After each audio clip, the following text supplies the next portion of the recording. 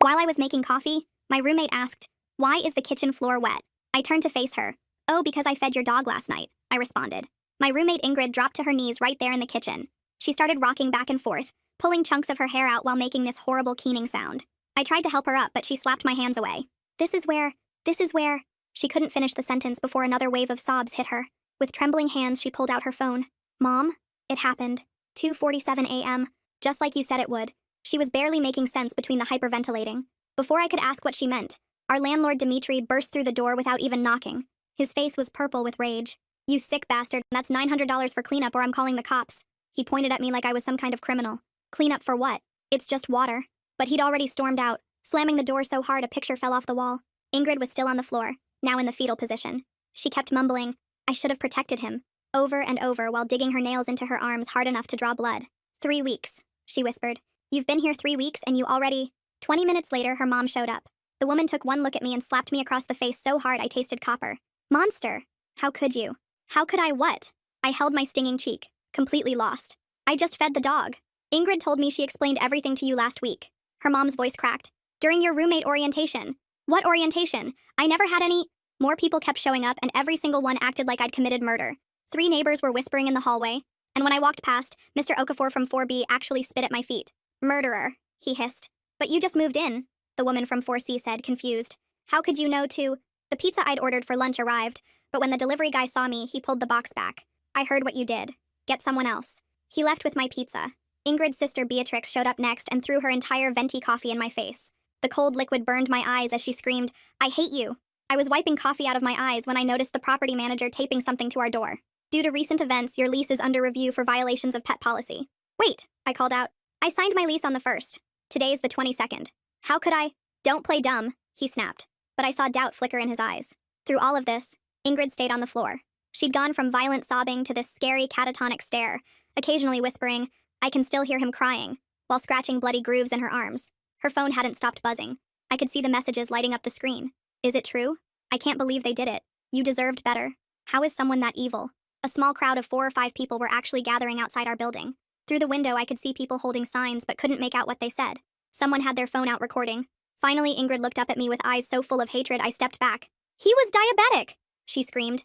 "I told you 50 times feeding him at night would kill him." His blood sugar crashed at 2:47 a.m. I watched him convulse for an hour before his heart stopped. "You stood there and watched me set timers every day. You knew." My stomach dropped.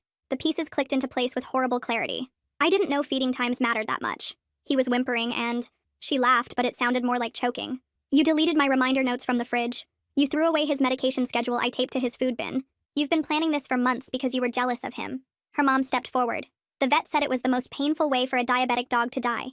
You tortured him." "She showed you his medicine," her mom insisted. "The insulin. The special food. I've never seen any medicine. There's nothing on the fridge. Nothing on the food bin." My voice was getting desperate. "That's criminal animal cruelty," Dimitri the landlord said, reappearing in the doorway. "My lawyer's already drafting the lawsuit." "Your kind always does this," Ingrid's sister spat. "Takes what isn't yours. Destroys what you can't have." The crowd outside was getting louder. Someone was chanting. The police would probably show up soon. Ingrid stood up slowly, her legs shaking. "Everyone in the building knows what you did. Everyone at my work. Everyone at the dog park. You'll never be able to show your face in this neighborhood again." As I stood there with coffee dripping down my face, surrounded by people who wanted me destroyed, I remembered something. Something that would change everything once they saw it. My hands were shaking so bad I almost dropped my phone as I pulled it from my pocket. I swiped through my photos until I found the video from 3 weeks ago when I first moved in. The timestamp at the top showed January 1st at 2:15 p.m. I held the screen up so everyone could see and hit play. The video showed me walking through the empty apartment, opening every cabinet and drawer while narrating what I was seeing for my mom back home. When I got to the kitchen part, the fridge door swung open to show nothing but the ice maker and empty shelves. No notes, no schedules, nothing taped anywhere. The camera panned over to where the dog food bin sat, and the wall behind it was completely bare, just white paint and nothing else. The room went dead quiet as everyone stared at my phone screen. Even the noise from the crowd outside seemed to fade away. Ingrid's mom grabbed the phone right out of my hand and brought it close to her face. Beatrix leaned over her shoulder, squinting at the screen. They replayed the kitchen part 3 times. Dimitri pushed through the group and demanded to see it too. His purple face was starting to look more confused than angry. The property manager stepped forward and told me to send him the video right away for documentation. I took my phone back and quickly forwarded it to myself first as backup. My notification bar lit up, showing the neighborhood group chat had over 200 messages. The preview showed words like killer and monster, and my name over and over. More people were pushing into our apartment now. I recognized faces from the mailroom and elevator but didn't know their names. Everyone wanted to see the video. Ingrid suddenly screamed from where she was still on the floor. She said I must have deleted her notes after filming the video. She said I planned this from day one to kill her dog. She tried to lunge at me, but her mom caught her arms and held her back. Ingrid collapsed into fresh sobs, her whole body shaking. I backed toward my bedroom door and told everyone I needed a minute to find more proof. The property manager said nobody should leave until this got sorted out. He positioned himself by the front door like some kind of guard. I made it to my room and locked the door behind me. My hands were still trembling as I called the non-emergency police line. The woman who answered listened to me explain about the threats and false accusations. She told me to document everything and stay safe. She said unless someone physically hurt me or damaged my property, it was a civil matter. I opened the building chat app and my stomach turned. People were planning to call my job and get me fired. Someone had already posted my workplace information. Another person said they knew where I parked my car. I started taking screenshots of every single message. My phone storage was getting full, but I kept going. Page after page of threats and plans to ruin my life. I texted Lauren Stout from down the hall asking if she'd seen any medication notes on our fridge recently. She read the message right away but didn't respond. She was probably scared to get involved with this mess. I could hear voices getting louder outside my door. Someone was pounding on the wood demanding I come out. I plugged my laptop in and started uploading the move-in video to Google Drive, then Dropbox, then my iCloud. I emailed it to myself with detailed notes about what the timestamp showed. My laptop battery was dying, but I had to preserve this evidence. I added notes about the exact date and time I filmed it, how the fridge and food area were completely empty, how there was no medication anywhere visible, how I'd never received any orientation about the dog being diabetic. The pounding on my door got louder. Someone was trying the handle, jiggling it back and forth. I could hear Ingrid crying and her mom talking in low voices. Dimitri was on the phone with someone, probably his lawyer. The property manager kept telling people to calm down, but nobody was listening. My phone buzzed with a text from a number I didn't recognize. It was a photo of my car in the parking garage with a message saying I better not try to leave. Another message came through from someone saying they'd already contacted my boss on LinkedIn. I felt sick. 3 weeks ago, I was so excited to move to this building. The rent was good and Ingrid seemed nice when we met. Now I was locked in my room while a mob formed outside wanting to destroy my life over something I didn't even understand. The video was taking forever to upload. I watched the progress bar crawl forward. 70%. 75. My hands wouldn't stop shaking. 80%. The voices outside were getting angrier. Someone said they should call animal control and report me. Another person mentioned contacting the news. 90%. Almost there. Upload complete.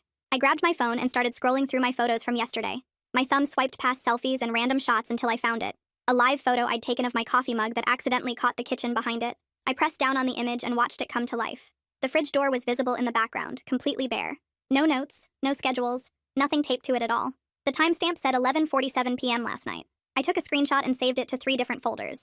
My hands were still shaking as I grabbed a notebook from my desk drawer and started writing everything down. Ingrid said 2:47 a.m. exactly. She said that's when the dog died. I wrote it in big letters at the top of the page. Then I tried to remember where I was last night. I'd been feeling sick to my stomach around 2 a.m. and couldn't sleep. That's why I went to the diner. I was drawing a timeline on the paper when my phone rang. It was the police calling back. The officer said this sounded like a civil matter since nobody had physically hurt me yet. She told me to keep documenting everything and suggested I could file for restraining orders if people kept harassing me. She said to call 911 if anyone actually threatened me with violence. After she hung up, I opened the building chat app again. More horrible messages were flooding in. I found the admin's profile and sent them a direct message asking them to preserve all the posts for a possible defamation case. The message showed as read almost immediately, but they didn't reply. I could hear Ingrid's mom talking loudly in the living room about getting a lawyer. My stomach was in knots as I opened my text messages with Ingrid. I searched for words like orientation and pet and medication and feeding. Nothing came up except one message from 2 weeks ago where she canceled our planned roommate meeting. She'd written that she was too busy and we'd talk later. That meeting never happened. I was lying on my bed staring at the ceiling, trying to figure out what to do next. I needed solid proof from someone else, not just my own photos and receipts. That's when my door handle started jiggling. Someone was trying to get in. The handle twisted back and forth, but the lock held. I could hear breathing on the other side. Then footsteps walking away. My heart was pounding, so hard I thought I might throw up. I opened my laptop and logged into my email. I searched for the move-in checklist the property manager had sent me when I signed the lease. There it was, dated 3 weeks ago. I downloaded the PDF and read through every page. The standard pet policy was there, but nothing about special care instructions. No addendum about a diabetic dog. Nothing that said I needed to follow specific feeding times. I forwarded it to myself with notes about what was missing. Then I remembered something else.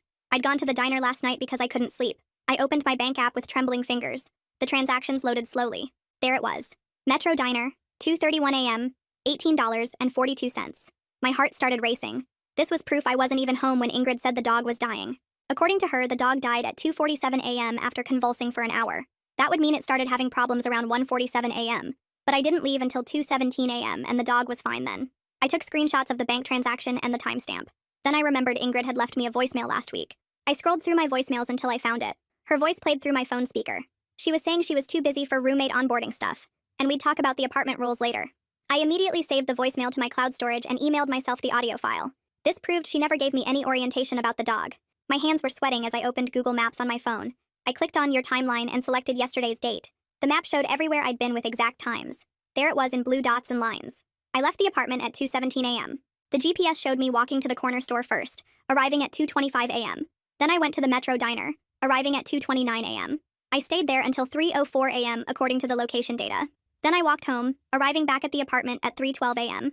I was gone for almost a full hour during the exact time Ingrid claimed I was killing her dog. The timeline was precise down to the minute. Google's servers had recorded every movement. I started taking screenshots of each timestamp, making sure to capture the date and location markers.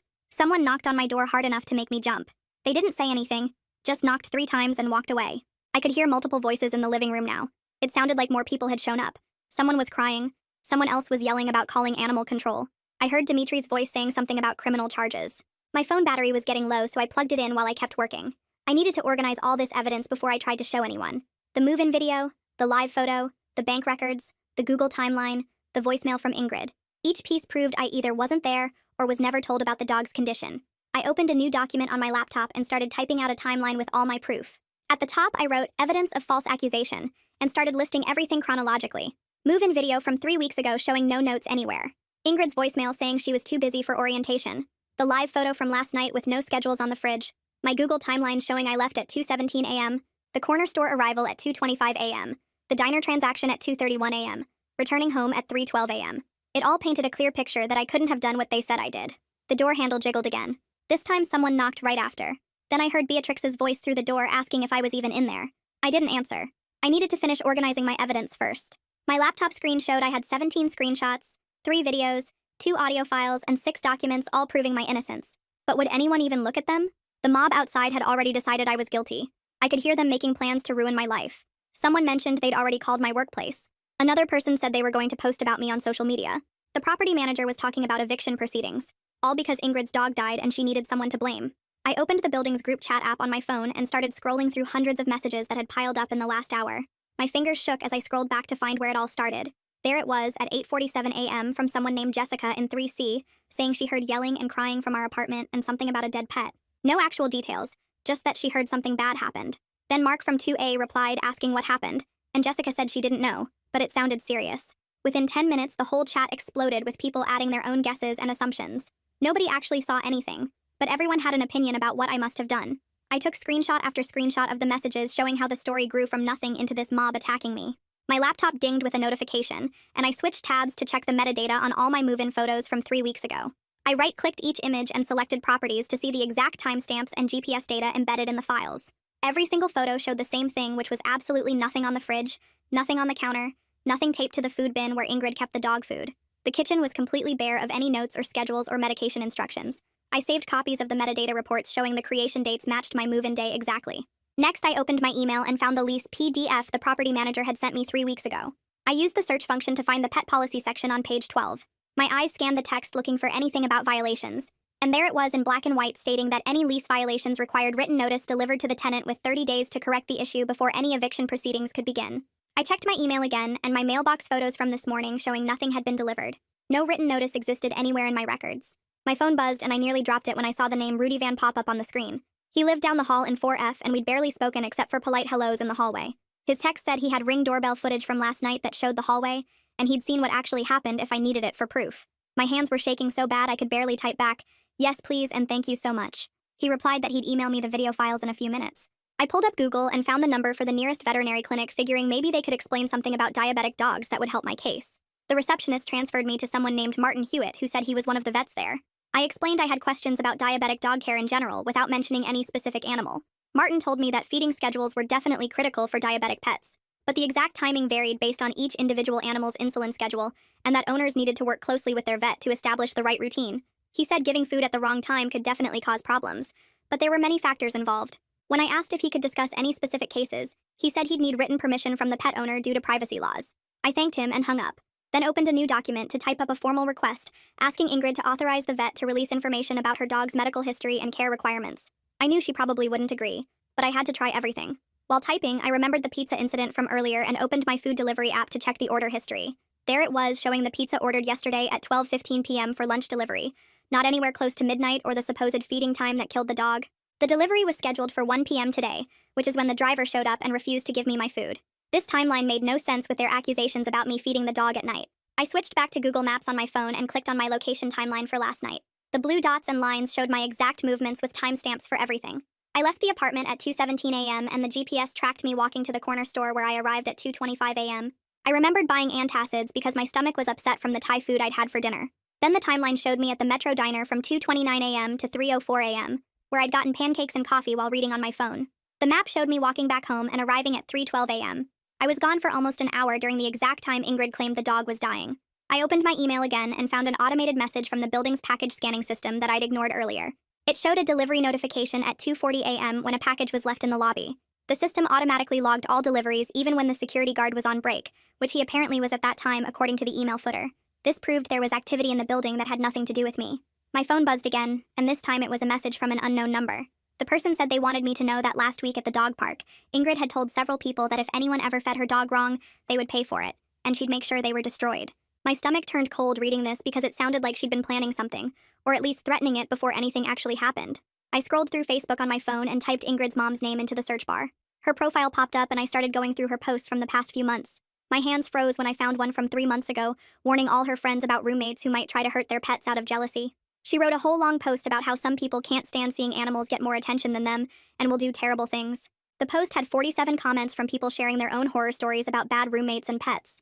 This was dated way before I even saw the apartment listing online. I took screenshots of everything and kept scrolling back further. There were more posts about protecting pets from roommates going back almost a year. My phone buzzed with a message request from someone named Kitty Grimes. She said she saw what was happening in the building chat and wanted to help. She sent me screenshots from when she lived with Ingrid last year, and the exact same thing happened with her hamster. Ingrid had accused her of killing it by giving it the wrong food, but the vet said it died of old age. Kitty said Ingrid went crazy on social media calling her a murderer, and she had to move out because of all the harassment. She sent me 12 different screenshots showing the posts and messages. I saved everything to my cloud storage right away. Another notification popped up and it was an email from Dimitri. He wrote that he looked into it more and the $900 was actually for water damage in Unit 3B from last month when their washing machine broke. He mixed things up because he was so mad, but he still wanted me out of the building as soon as possible. At least he wasn't trying to charge me for something random anymore. Kitty messaged again saying she knew this was hard, but I should remember that Ingrid really did love that dog more than anything. She said Ingrid was probably going crazy from grief and not thinking straight. Kitty suggested I should try to approach this with some understanding even though what they were doing to me was wrong. She said when it happened to her she wished she'd been more patient instead of fighting back so hard. I thanked her for the advice but kept focusing on protecting myself first. I googled tenants' rights clinics in our area and found one that offered free help for housing problems. A woman named Halima Ahmed was listed as the main person who handled harassment cases. I called the number and left a message explaining that I was threatened with eviction and harassed by my roommate and neighbors over false accusations. Halima called back within an hour and said she could help right away because this sounded serious. She asked me to email her all the documentation I had, including my lease, the threats from Dimitri, and any proof of harassment. I spent the next 20 minutes putting together everything in one organized email with all the screenshots and timestamps. Halima responded fast, saying she would draft a formal cease and desist letter for both the property manager and Dimitri. She said the legal letterhead would make them take this seriously and stop the threats. Within 2 hours, she sent me the letters to review, and they looked really official with all the legal language about tenant rights and harassment laws. She told me to print them and deliver copies to both Dimitri and the property manager right away. I did exactly that, and watched Dimitri's face go pale when he read it. The property manager just nodded and said he'd have to review everything with the company lawyer. My phone buzzed with a message from Rudy Van saying he pulled his Ring doorbell footage from last night and found something interesting. He sent me a video file showing Ingrid coming back from walking the dog at 1:12 a.m., and then the kitchen lights in our apartment turning on at 1:20 a.m. The important part was that I wasn't anywhere in the hallway footage during that whole time. The video kept recording until 2:15 a.m. and I never appeared, which matched when I said I left for the diner. This was huge because it proved I wasn't even around when she was dealing with the dog. I thanked Rudy about 50 times and saved the video to 3 different places. While waiting for more responses, I started researching diabetic dogs online to understand what actually happened. The veterinary websites all said that diabetic dogs definitely need consistent feeding schedules, but just feeding them at night wouldn't automatically kill them. The real danger was giving insulin without food, or giving food at the wrong time relative to the insulin schedule. One site said hypoglycemia usually happened when insulin was given, but the dog didn't eat enough food afterward. Another site explained that every diabetic dog had their own specific schedule worked out with their vet, and owners had to stick to it carefully. But nowhere did it say that simply feeding a dog at night was a death sentence. I sent another formal request to Ingrid's mom asking for permission to get the vet records so we could understand what really happened. Her response came back fast and angry, saying I had no right to those records, and insisting I had been planning this for weeks. She wrote that everyone knew what I did, and trying to cover it up with legal tricks wouldn't work. Her message seemed really defensive and almost rehearsed, like she'd practiced what to say. Then something hit me hard as I remembered this morning when everyone was yelling at me. Before the property manager showed up and before most of the neighbors arrived, I saw Ingrid's mom go into the kitchen and empty the trash can into a big black bag. She took it outside right away, which seemed weird at the time, but I was too confused to think about it. Whatever was in that trash is gone now and might have been important evidence about what really happened with the dog's medication or feeding. My phone buzzed with a text from the diner manager saying they had clear security footage of me there from 2:20 a.m. to 3:05 a.m. if the police needed it. I saved that message right away and felt my shoulders relax a little bit, knowing I had solid proof. Another notification popped up from the property manager saying he got Halima's letter and was pausing any lease review until he could verify the facts with the company lawyer. The legal letterhead must have scared him because his tone was way different from earlier when he was ready to kick me out. Kitty sent me a photo of something she called Ingrid's orientation document from when she lived there last year. The date on it was 6 months before I even moved in, and there was no place for new roommates to sign anything. This paper was never meant for me, and proved Ingrid never gave me any pet care instructions like she claimed. I forwarded it to Halima right away, along with screenshots of everything else. Through my bedroom window, I could see the woman from 4C talking to the property manager in the hallway and pointing at our door. She was moving her hands a lot and looked nervous, but I couldn't hear what she was saying through the glass. The property manager was taking notes on his tablet and nodding while she talked. About 10 minutes later, he sent another email to everyone in the building saying a resident confirmed she hadn't seen any notes on our fridge for at least 3 weeks when she came by to borrow sugar. Her statement helped, but I could tell from her body language earlier that she didn't want to get involved in this mess. I stayed at my window and watched Ingrid finally leave with her mom around 4 in the afternoon. They both had red puffy eyes and kept their heads down to avoid looking at anyone in the hallway. Even though they were being horrible to me, I could see the grief was real, and Ingrid really did love that dog. My phone dinged with an email from Martin the vet, with general information about diabetic dogs and hypoglycemia. He explained that it usually happens when insulin gets given, but the dog doesn't eat enough food afterward to balance the blood sugar. The timing he described matched exactly what happened to Ingrid's dog at 2:47 a.m., which meant someone gave insulin but didn't make sure the dog ate properly. I printed out his email and started making a detailed timeline on my laptop comparing everything I knew. The ring footage from Rudy showed Ingrid coming back at 1:12 a.m. and the kitchen lights turning on at 1:20 a.m. My diner receipt showed I left at 2:17 a.m. and didn't come back until 3:12 a.m., according to my Google location data. The dog died at 2:47 a.m., when I wasn't even in the building, and all my evidence proved it completely. I organized everything into a clear document with timestamps and sources for each piece of evidence. The building chat had gotten quieter since the property manager sent his announcement about pausing any action against me. People stopped posting angry messages every few minutes, and some of the worst posts actually got deleted by whoever wrote them. The damage was already done, though, because everyone in the building still thought I was guilty even if they weren't actively attacking me anymore. I knew I had to try talking to Ingrid directly, so I sent her a text asking if we could meet with Halima as a neutral person to go through the facts together. My hands shook while typing because I didn't know if she would even respond or just block my number completely. I waited for what felt like forever, checking my phone every 30 seconds for any response. Nothing came through for over an hour, and I started pacing around my room trying to figure out what else I could do to fix this situation. Then my phone finally buzzed, but it wasn't Ingrid who texted back. Her mom sent a message saying she would authorize the vet to release limited information about the dog's last visit and general care plan. The message was short and cold, but something in her tone seemed different, like maybe she was starting to question what really happened. I immediately called the vet's office and gave them her authorization number so they could prepare the records. The receptionist said it would take about an hour to pull everything together and email it to me. While waiting, I kept refreshing the building chat to see if anyone was posting anything new, but it stayed pretty quiet. A few people were asking questions about what really happened, but nobody wanted to admit they might have been wrong about me. The whole situation felt like it was slowly shifting, but I knew it would take a lot more evidence to completely clear my name with everyone. My laptop dinged with the vet records arriving, and I opened them right away to see what they said. The prescribed schedule showed the dog needed feeding at exactly 7 a.m. and 7 p.m., with insulin given right after eating both times. There was nothing about fridge notes or special instructions taped anywhere, which contradicted what Ingrid and her mom kept insisting. The records also showed the dog had a serious hypoglycemia scare 2 months ago that required overnight monitoring at the vet clinic. This proved the dog already had problems with blood sugar crashes before I ever moved in. I added all this new information to my timeline document and sent copies to Halima for her records. 20 minutes later, my phone buzzed with a text from Halima saying she wanted everyone to meet in the lobby at 3 p.m. to review all the evidence together. My hands started shaking again as I gathered my laptop, phone, and printed copies of everything I'd collected over the past few hours. The walk down to the lobby felt endless, with every step making my stomach twist harder. Ingrid was already there with her mom, both of them sitting on the old leather couch near the mailboxes with their arms crossed. Halima stood by the security desk with a folder and notepad, looking professional in her gray suit. Rudy came down the stairs carrying his tablet, nodding at me before taking a spot near the door. More people started filtering in, including the property manager and even Dimitri, who looked less purple but still angry. I set up my laptop on the coffee table and pulled up the move-in video first, turning the screen so everyone could see the timestamp from 3 weeks ago. The video showed me walking through the apartment, filming everything for insurance purposes, and when it got to the kitchen, everyone leaned forward. The fridge door was completely bare, no notes or schedules anywhere, and the food bin area had nothing taped to it either. Ingrid's mom grabbed the laptop and rewound it twice, staring at the empty surfaces where she insisted the instructions had been. I pulled out my phone next and showed the live photo from last night with the kitchen accidentally in the background, again showing no papers or notes anywhere.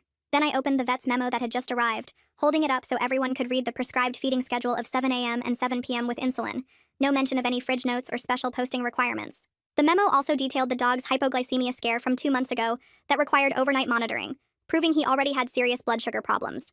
Ingrid stood up and pointed at me, insisting I was lying, that I must have deleted everything after filming, but her voice cracked when she said it. Her mom's face had gone pale watching the move-in video, her hands gripping her purse so tight her knuckles turned white. Rudy stepped forward with his tablet and calmly started showing his ring footage from last night without any commentary, just facts about what the camera captured. The footage showed Ingrid coming back from walking the dog at 1:12 a.m., then the kitchen lights turning on at 1:20 a.m., but I wasn't visible anywhere in the hallway during that time. He swiped to another clip showing me leaving at 2:17 a.m. and not returning until 3:12 a.m., well after the dog had died at 2:47 a.m. according to what Ingrid had said. The property manager was taking notes while Dimitri kept shifting his weight from foot to foot, looking less confident than before. I explained to everyone that I'd never seen any medication, never been shown insulin, never had any orientation about the dog's condition. The vet's memo supported this, showing how sensitive the dog was to insulin timing, and how easy it was for hypoglycemia to occur if the schedule got disrupted. Ingrid kept shaking her head, tears streaming down her face, but her mom had gone quiet, staring at the floor. Then something unexpected happened that changed everything. Ingrid's mom suddenly looked up and admitted she'd thrown away a bunch of papers from the kitchen counter during the panic this morning because she was trying to clean up while waiting for the ambulance she'd called for Ingrid. Her voice got smaller as she explained she didn't realize those might have been the missing instructions, that she just grabbed everything and stuffed it in the trash before anyone else arrived. The room went completely silent for what felt like forever. Ingrid turned to stare at her mom with her mouth hanging open, then collapsed back onto the couch sobbing even harder. The property manager cleared his throat and said this obviously changed things, that the evidence clearly showed I wasn't home when the incident occurred. Dimitri pulled out his phone and started typing, probably texting his lawyer about dropping the threats he'd made earlier. Halima handed him a formal letter she'd already prepared about cease and desist for any harassment or lease violations, which he read quickly before nodding and signing it. He mumbled something about his lawyer advising him to drop everything immediately given the timeline evidence, and left without making eye contact with anyone. The crowd that had gathered started breaking up, people heading back to their apartments looking uncomfortable about how they'd acted earlier. I suggested we write something together asking the neighbors to stop the harassment while everyone processed what really happened, but Ingrid wouldn't even look at me. Her mom promised she would post something in the building chat to calm things down and ask people to leave me alone. Halima pulled me aside near the mailboxes and gently suggested I should probably start looking for a new place, even though I was cleared of any wrongdoing. She explained that living with someone who blamed me for their pet's death, even incorrectly, would be unbearable for everyone involved. My chest felt heavy because I knew she was right. This living situation was completely destroyed no matter what the truth was. Later that evening, Kitty sent me a text with links to grief counseling resources and pet loss support groups in the area. I stared at them for a long time before quietly forwarding them to Ingrid's mom's number with a short message saying I was sorry for her daughter's loss. It felt like the right thing to do, even after everything that had happened today. The next morning, my phone buzzed with a notification from the building chat app showing the property manager had posted a long message about zero tolerance for harassment and threats of immediate eviction for anyone continuing to attack residents. The comment section under his post stayed empty for once. Nobody wanted to risk losing their apartment over this mess. I scrolled through and saw most of the angry posts from yesterday were already gone, people deleting their threats now that management was watching. My laptop showed 17 new apartment listings I'd bookmarked overnight, and I started calling the first one, a studio 30 minutes away that looked perfect for starting over. The leasing agent said they had immediate availability and could show me the place this afternoon if I wanted to come by. I grabbed my keys and headed out, walking past 3 neighbors in the hallway who all looked away without saying anything.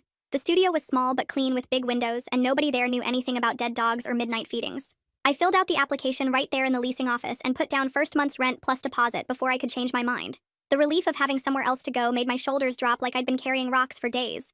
Back at the apartment, I found an email from Martin Hewitt, the vet who'd seen Ingrid's dog before, with a formal letter attached explaining that hypoglycemia in diabetic dogs happens fast, and determining exact causes after the fact was basically impossible. He wrote that blame wasn't helpful in these situations, and grief could make people look for someone to punish when really these things just happen sometimes.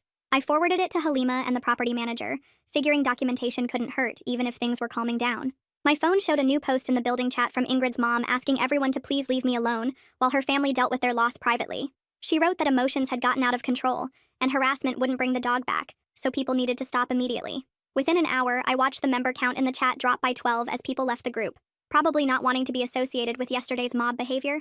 Another email popped up, this one from Dimitri saying his lawyer advised him the lease violation threats were dropped and there'd be no penalties or issues with my tenancy. He offered to coordinate a smooth move out if I was planning to leave, which felt like the first helpful thing he'd done since this started.